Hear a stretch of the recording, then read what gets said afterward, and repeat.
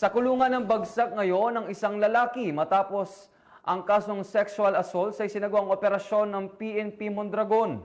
Ang balitang yan ay tinutukan ni Patoluman Cristel Palapax. Ng mga otoridad ang isang lalaking wanted person na may kasong sexual assault sa barangay Santa Catalina, Mondragon, Northern Samar. Bandang 2:20 ng hapon nang maresto ang akusado ng matauhan ng Mondragon Municipal Police Station sa bisa ng warrant of arrest para sa kasong sexual assault kaugnay sa Section 5 ng RA 7610 o Special Protection of Children Against Abuse, Exploitation and Discrimination Act na may nirekomendang piyansa na 200,000 piso para sa pansamantalang kalayaan. Ang akusado ay dinala sa Mondragon Municipal Police Station para sa kaukulang dokumentasyon at tamang disposisyon. Patunay lamang na ang Mondragon PNP ay hindi nagpapabaya sa kanilang sinumpaang tungkulin na huliin ang mga taong tiwalag sa batas upang mapanatiling ligtas ang komunidad nang sa gayon may patupad ang kapayapaan ng bansa para sa ligtas at maunlad na bagong Pilipinas.